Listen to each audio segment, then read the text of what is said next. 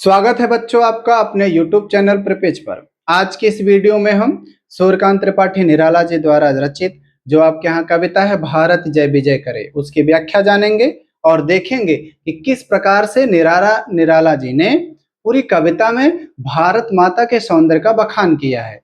कहीं उन्होंने भौगोलिक दृष्टि से बताया है कि जो श्रीलंका है वह कमल की भांति अपने कमल की पंखुड़ियों पर लिया हुआ है, तो कहीं समुद्र को बताया है कि वह इनका गुणगान कर रहा है। क्या कुछ बातें हैं, आइए पाठ में जानते हैं, कविता को शुरू करते हैं। ठीक, पहली लाइन ही आप देख लीजिए, भारत जय विजय करे, और वहीं से शीर्षक भी लिया गया है, कनक सस्य कमल धरे। ध्यान दीजिए कितना अच्छा बताया है यहाँ पर कवि ने।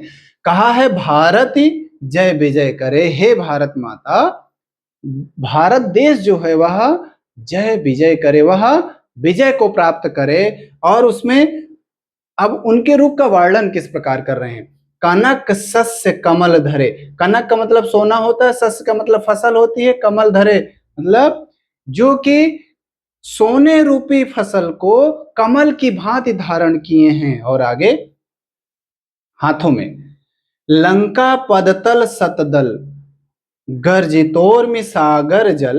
अब ध्यान दीजिए, अब भौगोलिक जो दृश्य है भारत का उसके बारे में बता रहे हैं कि जिनके पदतल मतलब चरण, जिनके चरण में लंका इस प्रकार से है जैसे 100 दलों वाला कमल जो है वह अपने कमल की पंखुड़ियों पर भारत देश को लिया हो। इस प्रकार से लंका स्थित है पैरों के नीचे। आगे उसी में, और उसी के नीचे क्या, धोता सुचि चरण युगल।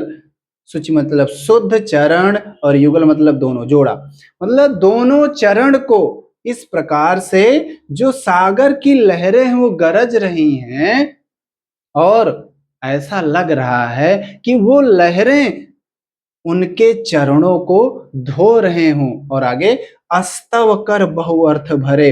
अस्तव मतलब यहाँ वंदना, स्तुति, बहुअर्थ मतलब बहुअर्थ भरे मतलब बहुत अर्थों में।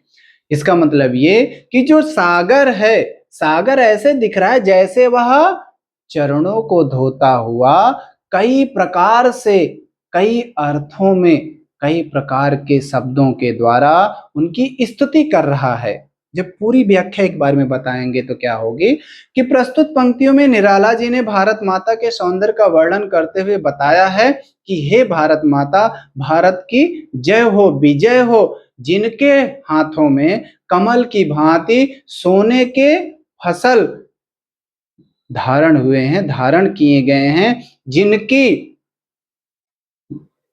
जो भौगोलिक दशा है उनमें श्रीलंका जिन जो कि सत कमलों वाला, सतदल मतलब 100 पंखुड़ियों वाला श्रीलंका ऐसे दिख रहा है जैसे कि वह अपने गोद में भारत देश को लिया हो। और समुद्र तो ऐसे है जैसे कि वह अपने जल के द्वारा उनके चरण को धोते हुए उनकी स्तुति कर रहा हो, उनके गान को गा रहा हो। ठीक, ये उसकी व्याख्या हुई पूरी। एक बार में जो व्याख्या होगी वो लिखित रूप में आपके सामने ये है। अभी मैंने जो आपको बताया, कहीं ऐसा ना हो कि शब्दों का आप हेर फेर करें, तो समुचित रूप व्याख्या जो होगी वो ये होगी। आप इसको नोट कर लीजिए और आप पाएंगे कि सही अर्थ में लिखे गए हैं सब। ठीक, अब चलते हैं काव्य सौंदर्य की बात कर लेते हैं। ठीक है, काव्य सौंदर्य में हम जब कहेंगे तो कनक सस्य, यहाँ पर रूपक अलंकार है। रूपक अलंकार कैसे है वो भी बता देता हूं आपको। ठीक, देखिए, जब उपमेय और उपमान के बीच में योजक चिन्ह लगा हो तो पक्का वहां पर रूपक अलंकार है, यहां लगा ही है। फसल को कनक के समान बताया गया है, मतलब सोने के समान कीमती, तो यहां पर रूपक अलंकार होगा। ठीक, इसका आप ध्यान रखेंगे। शिल्प सौंदर्य की बात हम जब करेंगे, भाव सौंदर्य में हम बताएंगे एक लाइन में कि प्रस्तुत पंक्तियों में भारत की समृद्धता का वर्णन किया गया है, भारत माता के स्वरूप का वर्णन किया गया है। ठीक, वर्णन करने का भाव है ऐसा लिख देंगे। और इसके बाद शिल्प सौंदर्य में भाषा सरल है, पंक्तियां गीतात्मक शैली में है, गाने योग्य हैं, तुकांत शब्दों का प्रयोग हुआ है और ये रूपक अलंकार की बात हम बता देंगे। ठीक, अभी मैंने जो आपको बताया ये भाव सौंदर्य और शिल्प सौंदर्य, वो आपको यहाँ लिखा हुआ मिल जाएगा। ठीक, ठीक है ना। भाषा में मैंने यहाँ संस्कृत निष्ठ तत्सम शब्दावली, ये भी आप लिख सकते हैं, ये भी गलत नहीं है। ठीक है ना, अगले पर चलें। ठीक, अगले पर चलते हैं। अब देखिए आगे क्या है। तरु तृण वन लता वसन। अब देखिए इनका रूप कैसा है। अभी तक भौगोलिक दशा के बारे में बताए, अब कैसा रूप बना है। तरु मतलब वृक्ष, तृण मतलब घास, वन मतलब जंगल, लता मतलब बेल, वसन मतलब वस्त्र। इसका मतलब ये कि यहाँ पर जो कवि हैं वो बता रहे हैं कि जो सौंदर्य है वो सौंदर्य का वर्णन किस प्रकार से कर रहे हैं। देखिए कि जो वृक्ष हैं, जो घास हैं, जो जंगल हैं, जो बेल हैं, इनके वस्त्र के समान हैं। यहाँ जो घने घने पेड़ हैं, जो ये सब और कैसे हैं। अंचल में खचित सुमन, खचित मतलब जड़ा हुआ और सुमन मतलब पुष्प। और रूप कैसा है, मतलब जो वृक्ष हैं, जो घास हैं, जो यहाँ की बेल लताएं हैं, उन सब का जो वस्त्र पहनी हुई हैं और उसी वस्त्र में सुमन पुष्प रूपी जो है वह उनके अंचल में हीरे के समान जड़े हुए हैं। देखिए अंचल में खचित सुमन, उनके आंचल में, उनके जो इनका ये वस्त्र है, वस्त्र में पुष्पों का स्थान ऐसा है जैसे कि वो आंचल में जड़ दिए गए, मतलब सुंदर दृश्य। ठीक है ना, बहुत सुंदर। आगे, गंगा ज्योतिर्जल कण धवल हार गले। और गंगा जी का जो ज्योति के समान एकदम स्वच्छ जल है, उसका जो कण है एकदम उसमें प्रकाश जैसा दिख रहा हो, चमक रहा है, ऐसा जल है। और वो जो गंगा की धारा है वो ऐसे बह रही हैं जैसे कि इनके गले का हार हो, जैसे किसी ने गले में हार पहनाया हो। आगे उसी में, अब यहाँ पर ध्यान दीजिएगा, गंगा ज्योतिर्जल कण धवल हार गले, यहाँ पर उपमा अलंकार होगा। मुकुट शुभ शुभ्र हिम तुषार, प्राण प्रणव ओंकार, ध्वनित दिशाएं उदार, सतमुख सतरव मुखरे। अब देखिए इन्होंने शुरुआत में बताया चरण, भौगोलिक दशा का वर्णन करते हुए चरण से शुरुआत किए, इसके बाद आए वस्त्र के ऊपर कि वस्त्र कैसा है। अब मुकुट की बात कर रहे हैं, हिमालय के जो बर्फ हैं और जो वहां पर ओस की बूंदें हैं, बर्फ और ओस की बूंदें इस प्रकार से हैं जैसे कि किसी ने मुकुट सजा दिया हो, ऐसा चमक रहा है। ध्यान दीजिए, ये मुकुट शुभ्र हिम तुषार, प्रणव प्राण प्रणव ओंकार।